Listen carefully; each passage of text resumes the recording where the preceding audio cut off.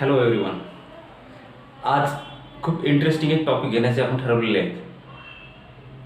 आणि तो टॉपिक म्हणजे असा आहे, आपल्याकडे इंग्रजीचे कमीत कमी शब्द जरी असले किंवा आपण त्याला इंग्लिश व्होकॅब्युलरी म्हणतो, ती कितीही कमी असली तरी आपण किमान इंग्लिशमधले वाक्य सहजपणे करू शकतो. कोणत्याही प्रकारचे नियम किंवा काळ माहीत नसताना एवढ्या सोप्या पद्धतीने आपल्याला काही वाक्य सहज बनवता येतात. आणि तो टॉपिक एवढा सुंदर आहे म्हणून मला असं वाटलं की आज आपण व्हिडिओ शूट केला पाहिजे. फक्त तो टॉपिक पाहण्यासाठी सुरुवातीपासून अगदी एंडपर्यंत व्हिडिओ बघा, म्हणजे तुम्हाला नक्की कळेल की सहजपणे आपण कसे काय वाक्य बनवू शकतो. इंग्रजीची थोडी जरी व्होकॅब्युलरी आपल्याकडे असली तरी आपण किमान वाक्य बनवण्यासाठी पात्र आहोत, हे आज आपण सिद्ध करू. टॉपिकला आपण सरळ सुरुवात करू. Without wasting too much time we will start our today's topic and the topic is that with the help of minimum vocabulary we are going to frame some sentences. See that. आता आपण सगळे मराठीच भाषा समजून घेतो किंवा आपली मातृभाषा मराठी आहे या अर्थाने आपण विचार करू आणि मराठीचे वाक्य इंग्लिशमध्ये ट्रान्सलेट करण्याचा प्रयत्न करू, अगदी सोप्या भाषेमध्ये. सहजासहजी तुम्हाला कळतील या पद्धतीने आपण समजून घेण्याचा प्रयत्न करू. बघा, पहिलं वाक्य, मी पुस्तक वाचतो. दुसरं वाक्य, आम्ही पाणी पिले आहे. मी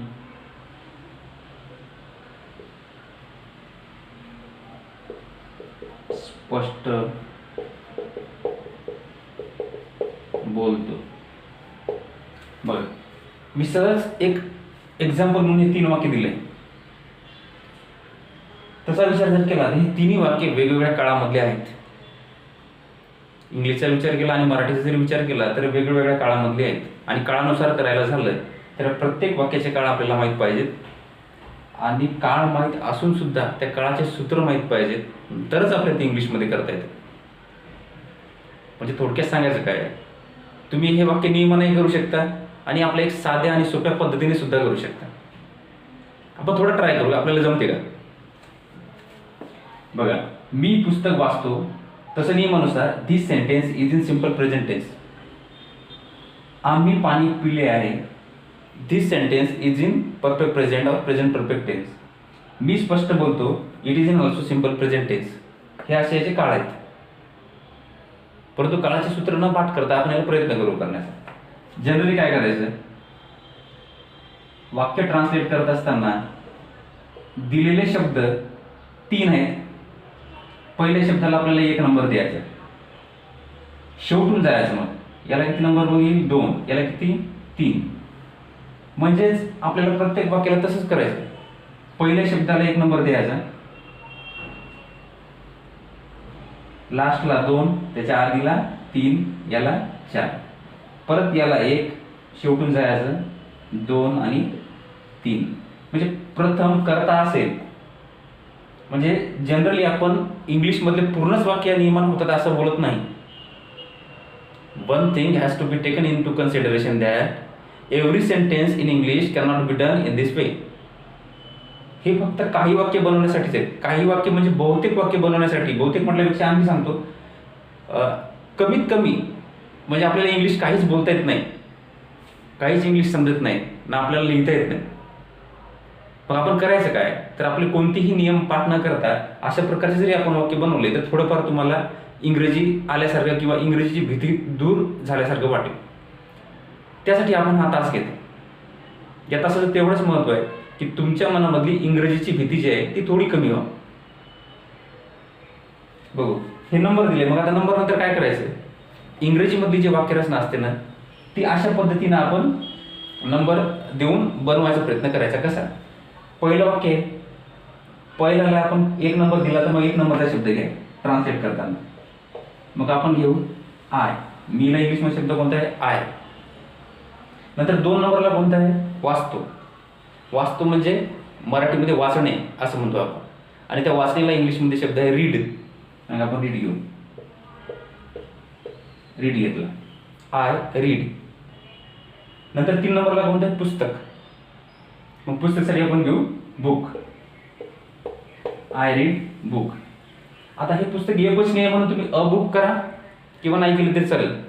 आय रीड बुक. मग एक पुस्तक असल्यामुळे आपण काय केलं या ठिकाणी अ बुक करू.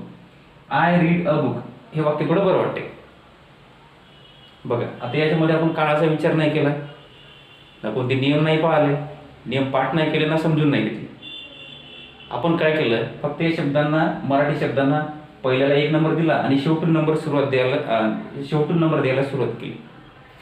आणि सुरुवात केल्यानंतर ज्या ज्या क्रमांकावर जो जो नंबर आला तो त्या सिरियलनं आपण घेतला आणि असं एक वाक्य तयार झालं.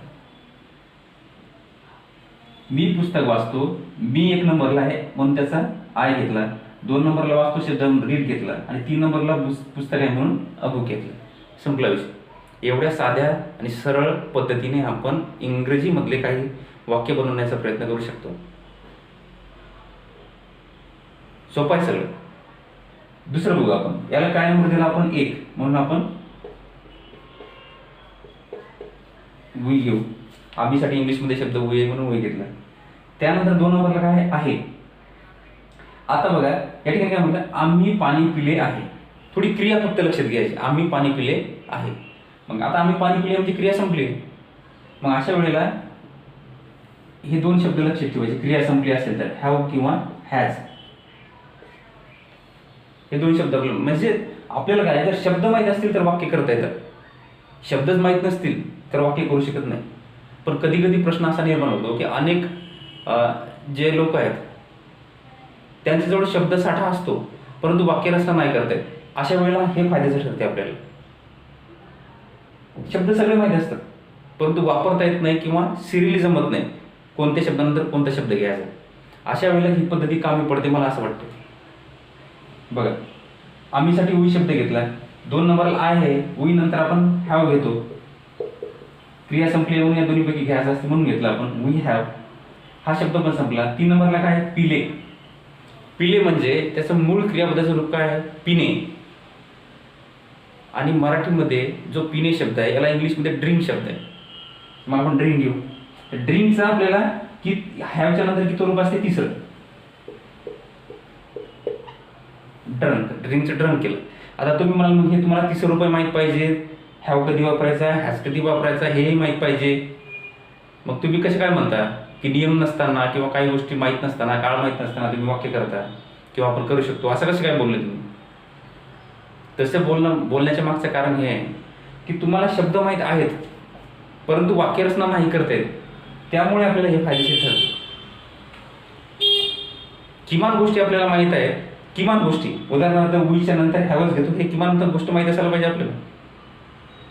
फक्त आपल्याला रचना येत नसेल तर त्या रचनेच्या पद्धती जे आहेत ते नियमानुसार न पाहता या नंबरिंगला जरी गेलो तरी आपल्याला करता येतात. हे मला स्पष्ट करायचं. ओके. ड्रंक केलेला आहे, 3 नंबरचा शब्द झाला आणि 4 नंबरचा वॉटर. चला वाक्य तयार. सिरियल समजण्यासाठी ही नंबरिंग महत्त्वाची. म्हणजे कोणता शब्द कुठे घ्यायचा यामध्ये तुम्हाला सूत्रपाठ करायची गरज नाही पडत, ही एवढं नक्की. या ठिकाणी बघा 1 नंबरला वी, 2 नंबर आय शब्द आहे त्यासाठी आपण हॅव घेतला, 3 नंबरला पिले शब्द आहे, 3रं रूप का घेतलं? कारण की हॅवच्या नंतर 3रं रूप असते म्हणून 3रं रूप घेतलं. आणि नंतर उरलेला शब्द पाणी, तेव्हा आपण पाणी घेतलं. शेवटी वॉटर. वॉटरच्या समोर आर्टिकल वगैरे आपण लिहित नाही. वॉटरच्या समोर आर्टिकल वगैरे आपण लिहित नाही. आर्टिकल लिहित नाही याचा अर्थ काय? कारण की ते अनकाउंटेबल नाव नाही. म्हणजे ए किंवा ॲन सारखे आपण शब्द यूज करत नाही. अनकाउंटेबलसाठी म्हणजे ज्या गोष्टी 1, 2, 3 मध्ये मोजता येत नाहीत, जनरली अशा नामाच्या आधी आपण आर्टिकल्स यूज करत नाही. जसं या ठिकाणी बुकच्या आधी ए यूज केला आपण, तसं वॉटरच्या आधी आपण करत नाही. ठीक आहे, तो विषय वेगळा आहे. परंतु ह्या गोष्टी समजून घे. फक्त आपण नंबरिंग कशी दिली. किमान साधे साधे जरी वाक्य केले तर भरपूर आहे ना. नंतर पुढे पुढे जाऊन आपण अनेक वाक्य शिकता येतील आपल्याला. पण आपल्या मुळातच एकही वाक्य तयार करता येत नाही, एकही वाक्य तयार करता येत नाही. त्यापेक्षा हे एवढं जरी करू शकलो आपण तरी भरपूर झालं आपल्यासाठी. ठीक आहे. मी स्पष्ट बोलतो. मीला इंग्लिशमध्ये आय शब्द आहे. हे आय आधी काय घेतला, कारण याला एक नंबर दिला आपण. जनरली दिलेले कर्ते किंवा सब्जेक्ट जे असतात ते सुरुवातीला घ्यायचे असतात, म्हणून आपण सुरुवातीला घेतो. 2 नंबर कोणाला दिलं? बोलतो. बोलतोला इंग्लिशमध्ये कोणता शब्द आहे? जे स्पीक आहे, म्हणजे बोलण्याला इंग्लिशमध्ये स्पीक शब्द आहे. तर आपण स्पीक घेऊ. स्पीक घेतल्यानंतर स्पष्टसाठी कोणता शब्द आहे? I speak clearly. तुम्हाला थोडे शब्द माहिती असले तर सहज आपण असे वाक्य तयार करू शकतो. आणि हे वाक्य शिकत असताना 2-3 नियम जे डोक्यात जर ठेवले आपण तर तुमच्या चुकाच होणार नाहीत. आता उदाहरणार्थ 2-3 नियम म्हणजे काय? या ठिकाणी बघा, हा काळ पूर्ण वर्तमान काळ आहे किंवा पूर्ण वर्तमान काळाचं सूत्र पाठ केल्यापेक्षा तुम्ही एकच जर नियम लक्षात ठेवला की हॅवॅज नंतर V3 लागतो, आपली मेहनत, मेमरीमधली जी मेहनत आहे, आपली मेमरीची मेहनत, स्मरणशक्तीची, ती थोडी कमी लागेल ना. S plus have has plus V3 plus object एवढं सूत्र पाठ करण्यापेक्षा हॅवच्या नंतर V3 असतो, हॅजच्या नंतर V3 असतो, एवढी गोष्ट जरी समजली तरी आपल्याला ते वाक्य करता येईल. Okay, is it correct? It has to be correct, because in comparison with the formulas this type of activities or this type of ways to frame the sentences are little bit easier. आहेत, सोपे आहेत. ठीक आहे, दुसरं उदाहरण बघू. अशाच प्रकारचे नंबरिंग देऊन आपल्याला आणखी काही वाक्य करता येतात का ते बघू आपण.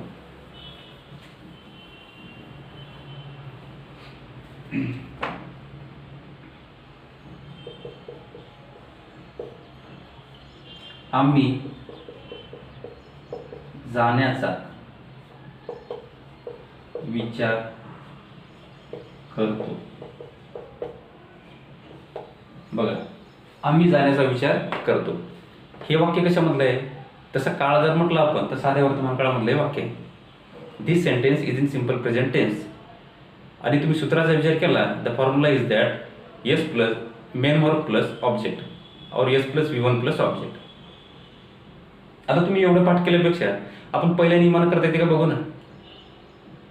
आपण ट्राय करू, आपल्याला बनवता येते का.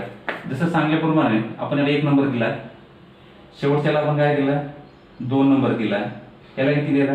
3 नंबर दिला, आणि याला 4 नंबर दिला. ठीक आहे. हे केल्यानंतर आपल्याला कोणतं काम करायचं आहे? नंबरनुसार इंग्रजी शब्द घ्यायचे आहेत. आम्हीसाठी कोणता शब्द आहे? वी शब्द घेतला आपण 1 नंबरचा. 2 नंबरला करतो आहे आणि 3 नंबरला विचार आहे. आता या ठिकाणी थोडी आपली परीक्षा घेतल्यासारखं होईल. काय? कारण की विचार करतो यासाठी आपण 2 नंबर दिला आणि 3 नंबर दिला. पण आपल्याला इंग्रजीमध्ये याच्यासाठी शब्द माहिती आहे का? विचार करण्यासाठी कोणता आहे? विचार करण्यासाठी एकच शब्द आहे, म्हणजे 2 आणि 3.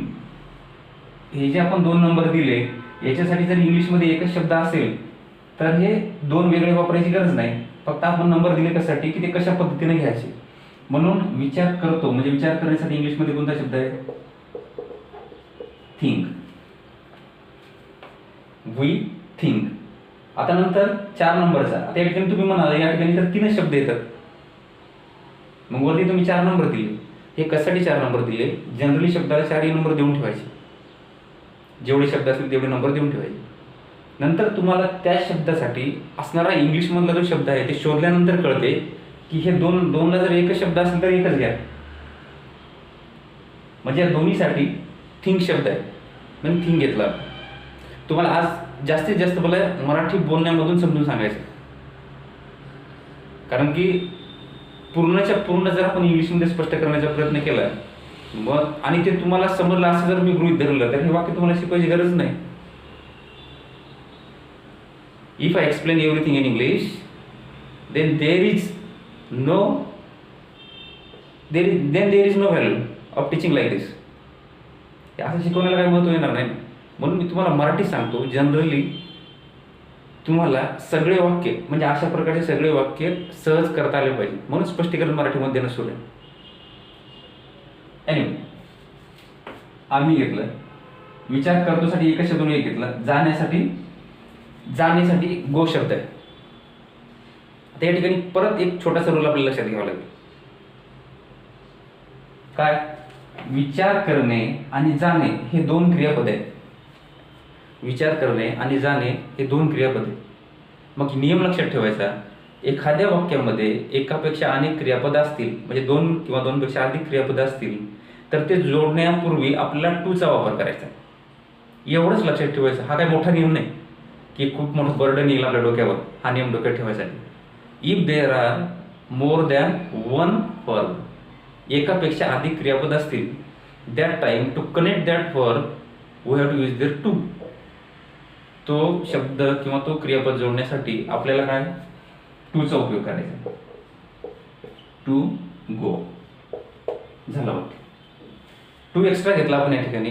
परत एकदा सांगतो का? कारण थिंक पण क्रियापद आहे आणि गो सुद्धा क्रियापद आहे.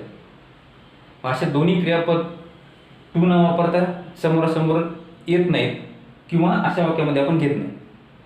म्हणून वाक्य बनवताना दुसऱ्या क्रियापदाला टू ने जोडायचं. एवढंच काम करायचं आणि वाक्य झालं तुमचं. We think to go. तुम्हाला सरळ ट्रान्सलेट करा म्हटलं असतं ते किती प्रॉब्लेम झाला असता. कोणत्या काळामधलं आहे, ते काळाचे सूत्र कोणते आहेत, त्यापेक्षा आपण असे सरळ नंबर दिले आणि वाक्य तयार करायचा प्रयत्न केला. म्हणजे किमान असे वाक्य आपण इंग्लिशमध्ये बनवू शकतो. म्हणजे जो कॉन्फिडन्स आपल्याकडे बिलकुल नसते की मी काहीच करू शकत नाही किंवा मी इंग्रजीमधलं वाक्यच बोलू शकत नाही, त्यापेक्षा हे बरं आहे.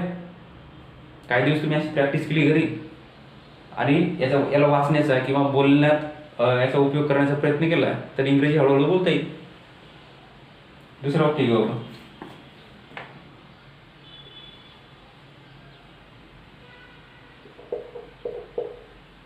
त्यांनी गीत गाण्याचा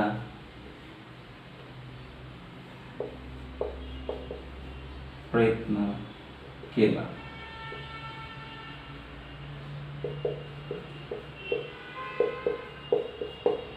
बघा, हे वाक्य घेतलं आपण. किती मोठं वाक्य आहे. ज्यांना वाक्यरचना कळत नाही त्यांना कोणता शब्द कुठे घ्यायचा हे समजत नाही याच्यात. मग त्याच्या प्राथमिक लेवलला असणाऱ्या जे काही शिकाऊ उमेदवार असतात त्यांना ही नंबरिंगने थोडीफार मदत होते आणि म्हणून इंग्रजी भाषा सोपी आहे असं म्हटलं जातं. म्हणजे काही वेगळ्या ट्रिकचा उपयोग केला तर. आता अशी ट्रिक मला कोणत्याच पुस्तकात पाहायला मिळालं नाही. तसे ग्रामरचे पुस्तक मी अनेक वाचले. एम इंग्लिशच्या आधी, ग्रॅज्युएशनच्या आधी अनेक पुस्तकं वाचले, परंतु ही ट्रिक मला कुठेच दिसली नाही. जनरली नियम सांगतात, नियमावरून वाक्य सांगतात, मग हे लक्षात ठेवा, ते लक्षात ठेवा, अशा काही अनेक गोष्टी असतात. थोडंसं बर्डन येते त्यावेळेस की किती गोष्टी लक्षात ठेवायच्या. परंतु हे असे वाक्य बनवण्यासाठी जर ही ट्रिक यूज करण्याचा प्रयत्न केला तर थोडाफार फरक तुमच्यामध्ये नक्की पडणार आणि इंग्लिशची थोडी भीती कमी होईल, यामध्ये काही दुमत नाही. बघा, त्यांनीसाठी आपण काय नंबर देऊ? 1. मग आपल्याला उलटं जायचं. याला किती? 2. याला किती? 3. याला 4. याला 5. याला 6. याच्यामध्ये 6 आपण नंबर दिले. या नंबरनुसार आपण हे वाक्य घेण्याचा प्रयत्न करू. इंग्लिशमधले तुम्हाला जर शब्द माहीत आहेत तर तुम्हाला वाक्य येणार, ही गॅरंटी यायची. बघा, त्यांनीसाठी कोणता शब्द आहे इंग्लिशमध्ये? दे शब्द. दे. दे नंतर 2 नंबरला कोणता शब्द आहे? आहे. आता मी याच्या आधी पहिल्या वाक्यामध्ये सांगितलं, ज्या वाक्याची क्रिया पूर्ण झालेली असते, अशा वेळेला हॅव किंवा हॅज पैकी एक वापरायचा असतो. मग आपल्याला देच्या नंतर हॅव घेतो आपण नियमानुसार, म्हणून हॅव घ्यायचा. घेतला हा. नंतर 3 नंबरला केला शब्द आहे आणि 4 नंबरला प्रयत्न शब्द आहे, म्हणजे प्रयत्न केला. आता प्रयत्न करणे यासाठी जर इंग्लिशमध्ये एकच शब्द असेल तर 3 आणि 4 हे जे 2 नंबर दिले आपण, तर 2 पैकी एक घेतला तरी चालतो.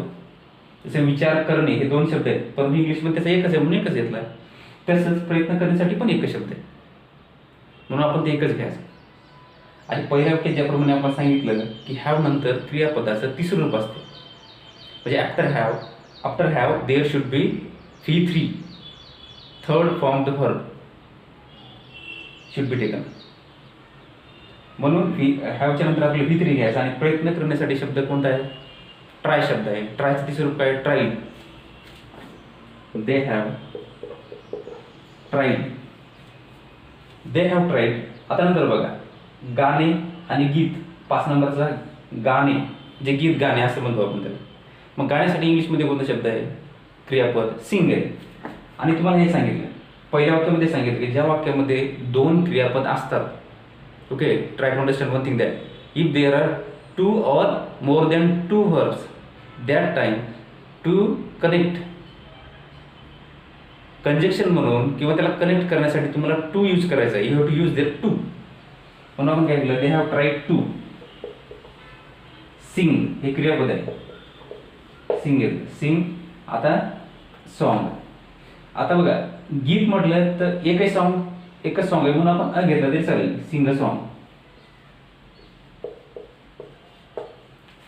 बघा किती मोठं वाक्य आहे, पण आपण या नियमानं करत गेलो आणि थोडं आपल्याला सोपं पडलं हे काम.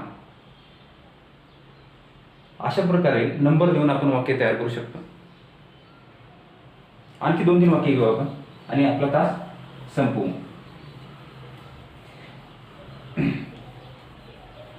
अशा प्रकारची रचना करत असताना किमान नियम माहीत पाहिजे.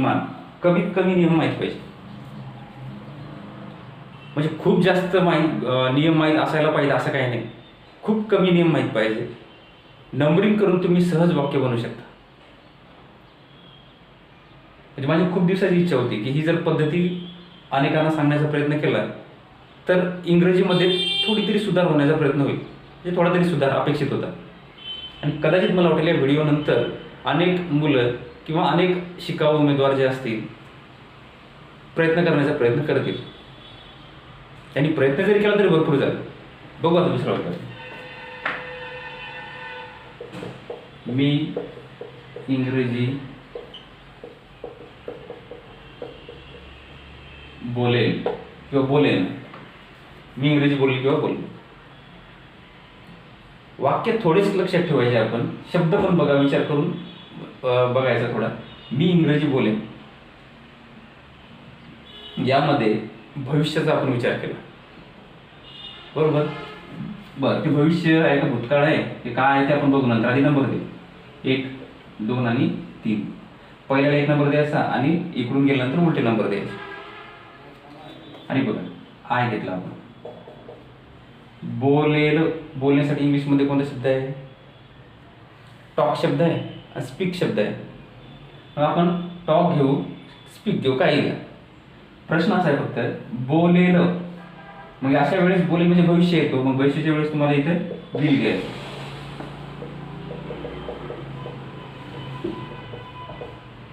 ज्यावेळेस आपण भविष्यकाळामध्ये वाक्य बोलतो म्हणजे येणाऱ्या काळात, त्यावेळेस शॉल किंवा विल हे थोडं लक्षात ठेवायचं. आय विल किंवा आय शॉल काय घ्या. आय शॉल जर घेतला आपण तर बोलायला पाहिजे या अर्थाने किंवा गरज आहे या अर्थाने आपण शॉल घेतो. आणि विलची निश्चिती असते. आय विल ज्यावेळेस म्हणतो आपण त्यावेळेस मी निश्चित एखादी गोष्ट करणार असा त्याचा अर्थ होतो. आता आपण बघू. आय विलच्या नंतर टॉक घेऊ. स्पीक घेतलं तरी चालेल. फक्त आय विल टॉक काय घेतला आपण? बोलण्यासाठी टॉक घेतला. इंग्लिश. इंग्लिश 3 नंबरला आहे. आपण 3 नंबरला घेतलं. तुमच्या मनात आणखी प्रश्न निर्माण होऊ शकतो. या ठिकाणी 4 शब्द आहेत, वर तर आपण 3च नंबर दिले. मी तुम्हाला सांगतो हे वाक्य बनवताना थोडे नियम लक्षात ठेवा असं बोललो मी. बिलकुल काहीच डोक्यात ठेवू नका असं नाही. भविष्यकाळामध्ये शॉल किंवा विल घ्यावं लागेल. त्यासाठी आपण घेतलं. आपल्याला रचना कळाली. या सिरीजनं आपल्याला जायचं आहे, या नंबरिंगनं जायचं आहे. परंतु भविष्यकाळामध्ये विल घ्या हे आपल्याला कुठेतरी माहीत पाहिजे किंवा आपण तेवढं लक्षात ठेवायचं. बरं, आय विल टॉक इंग्लिश. दुसरं बघू. ती पुस्तक